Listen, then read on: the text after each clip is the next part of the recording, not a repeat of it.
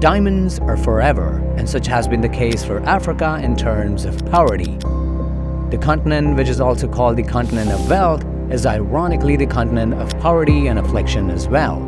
And surprisingly, diamond, which is one of the most precious stones so dear to people, also became a curse for Africa. 8 out of 10 top diamond-producing nations are in Africa alone, despite the fact the number of deprived people in Africa rose from 278 million to a staggering 413 million in the past 25 years.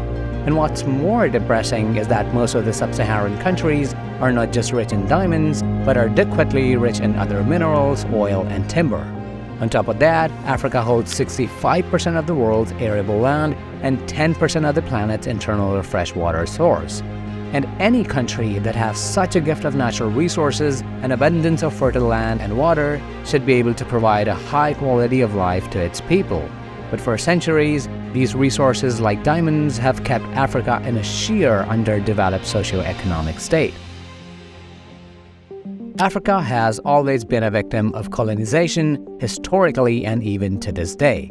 Many developed countries exploit Africa's rich resources to fuel their own economic interests. All of the diamonds and other precious minerals that are mined in Africa are exported to all major developed nations, and neocolonialism is not something new to Africa. From the early 16th century, all the non-African nations have been exploiting these resources to a varying degree. Experts argue that foreign exploitation has led to the scourge of raw materials problem, which means when highly sought-after resources like diamonds are found in a less powerful and economically underdeveloped countries, it puts intense pressure on the original possessors of the resources. In African nations, these pressures have arguably led to internal wars and slowed development. While Western nations like the United States, Canada, Australia, France, and the United Kingdom, as well as emerging economic powerhouses like China, continue to exploit Africa's natural resources, and the value from these resources goes to West and East Asia rather than Africa, exacerbating poverty in Africa. The De Beers Diamond Consortium, which is the world's largest international diamond corporation, which specializes in diamond mining, exploitation, and all other diamond-related trade, have their large-scale open-pit mines in 35 countries, with majority of its operation in Botswana, Namibia, South Africa, and other Western nations like Canada and Australia. 135 years ago, in 1888, when Cecil Rhodes founded the De Beers Company, Nathan Rothschild of the world-famous Rothschild family funded the development of the company. For almost a century, the company had a monopoly in the diamond industry, controlling 80 to 85% of the rough diamond markets, which were mined predominantly in Africa. And because of this monopoly, companies' control of the market allowed it to set the price of diamonds and to dictate the terms of trade with diamond-producing countries in Africa. The company entered into agreements with governments in diamond-producing countries such as Botswana, South Africa, and Namibia to purchase diamonds at a fixed price. This allowed De Beers to control the diamond market and to limit the supply of diamonds, which helped to keep prices high. However, this control also created an opportunity for rebel groups and other armed forces to enter the diamond trade. In countries such as Sierra Leone, Angola, and the Democratic Republic of Congo, rebel groups seized control of diamond mines and used the profits from diamond sales to finance their activities. These diamonds became known as blood diamonds or conflict diamonds because of the violence associated with their production and trade. In 1991, the Revolutionary United Front, a notorious rebel group of Sierra Leone, took control of many open diamond mines to get access to funding and continued support of their actions. During that time, RUF was mining up to $125 million worth of diamonds yearly. Since diamonds are used as a funding source, they also created opportunities for tax evasion and financial support of crime. Another latest conflict diamond statistics from Statistic Brain revealed that Sierra Leone has been listed as second highest in the production of conflict diamonds, which is shown as 1% of the world's total diamond production after Angola, which produced 2.1% in 2016. 15% of Sierra Leone's diamond production are conflict diamonds. It shows that the production of conflict diamonds still exists in Sierra Leone. And De Beers was also accused of contributing to the problem of blood diamonds by purchasing diamonds from these conflict zones. The company argued that it had no way of knowing where the diamonds came from, but critics argued that De Beers' control of the market allowed it to turn a blind eye to the issue. And these blood diamonds or conflict diamonds played a significant role in the outbreak of civil wars in several African countries, particularly in the 1990s and the early 2000s. Various rebel groups such as RUF and political parties such as UNITA terrorized the civilians to maintain their control not just on diamond mines, but also to weaken the power of government, law, and administration. This led to the displacement of millions of people across various African countries. With the weakening of government administration, many government officials and political leaders unofficially and secretly agreed to support the rebel movement in order to protect their own lives. And not just civil unrest, diamonds in Africa have also been linked to human rights abuse in the diamond industry. Workers in diamond mines have been subjected to forced labor, child labor, and other forms of exploitation. Therefore, to prevent conflict diamonds from entering the mainstream diamond industry, the United Nations imposed sanctions against UNITA. However, the local movements were still able to continue financing its war efforts through the sale of these diamonds in the international market because the UN had limited power on the ground to enforce the sanctions effectively. But the UN still wished to clamp down all the sanctions-breaking activities. Therefore, a meeting was set up between South African diamond-producing states in Kimberly, Northern Cape in May 2000. A culmination of ministerial meetings followed in the coming months, leading to the origination of the Kimberly Process Certification Scheme, or simply the Kimberly Process.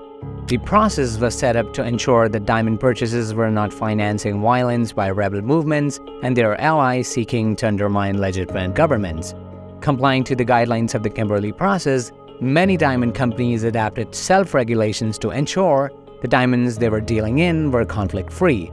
For example, the companies would only trade with other companies that include warranty declarations on their invoices, and to not buy diamonds from suspect sources or unknown suppliers, or which originate in countries that have not implemented the Kimberly Process Certification Scheme, and many more self-regulations. These companies also created a consequential memorandum stating, "Failure to abide by these principles exposes the member to expulsion from industry organizations and other restrictions to operate in the domain." In 2004, Republic of Congo was removed from the scheme because it was found unable to prove the origin of its gems, most of which were believed to have come from the neighboring Democratic Republic of the Congo. For countries economically dependent on diamond exports, this can be a substantial punishment as it disallows trades with much of the rest of the world. However, questions have been raised on the effectiveness of the process by organizations such as Global Witness and Impact, stating that the Kimberly Process has failed in its purpose and does not provide the market with assurance and enough accuracy that the diamonds are indeed conflict-free.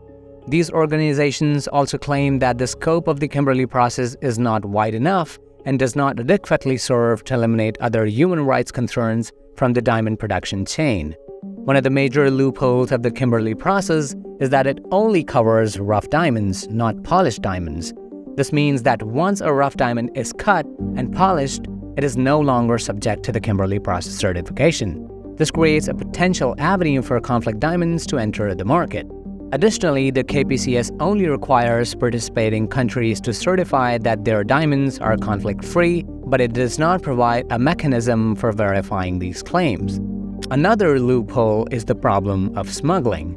According to a report by the International Peace Information Service, diamond smuggling still occurs in many African countries despite the existence of the KPCS.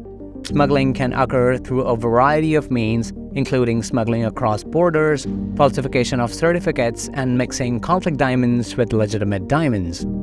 Many NGOs like Amnesty International do welcome the Kimberly Process as an important step to dealing with the problem of conflict diamonds. But until the diamond trade is subject to mandatory impartial monitoring, there is still no effective guarantee that all conflict diamonds will be identified and removed from the market. These loopholes in the Kimberly Process create a clear path for officials and governments to exercise corruption. Bureaucratic corruption is a major problem in developing countries, especially in Africa. And because these politicians and other top officials hold a lot of power and often have connections with rebel groups dealing in conflict diamonds, they see an open opportunity to make money from illegal diamond trade and to safeguard their positions in exchange of letting rebel groups operate without strict law enforcement. Some officials' reports reveal that diamond production in Africa is twice as large as projected. This underreporting in the annual diamond production report helps the corrupt governments to make huge sums of money, which potentially leads to corruption and tax evasion. Due to the greedy motives of powerful people, most of the wealth is accumulated at the top, while the poor people are deprived of basic necessities like clean water, medical care, and food. There is a massive disparity between the rich and the poor in Africa, which has been widening over the years. In Africa, corruption exists almost at all levels of the political system and is the main reason behind slow economic development. Because the government's revenue is not allocated effectively to empower the society, these countries lack severely in even the most basic infrastructures like proper roads, wastewater management, and electricity. Due to the lack of basic survival components of food, water, and shelter, education and funds needed to educate the people of Africa is not even on the priority list of many African countries.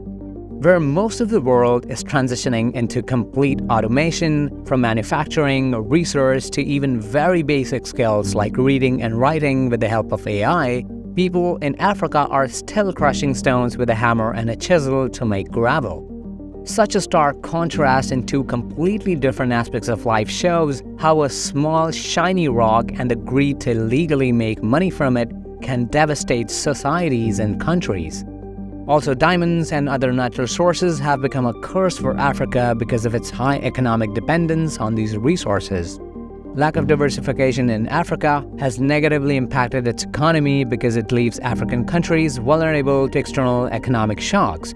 According to the World Bank, primary commodities account for more than 60% of African exports, with diamonds, gold, oil, and other minerals making up the majority of these exports.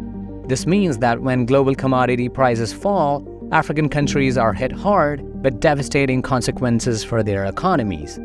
Africa's natural resources have the potential to be a source of wealth and prosperity, but the continent continues to struggle with poverty and underdevelopment. To address these issues, there needs to be a greater investment in infrastructure and institutions, diversification of economies, efforts to promote peace and stability, transparency and integrity in the political and administrative system, and reform of global economic policies to be more equitable and fair to African countries. Africa, the continent of wealth, is definitely not a continent of poverty, but it is managed by people with poor management skills and integrity. In fact, it's not about blaming Africa, but to blame the inefficiencies in diagnosing the problems and taking effective measures to eradicate the root cause. And more importantly, the world needs to change the way it talks about Africa. This is Stories Across, and thank you for watching.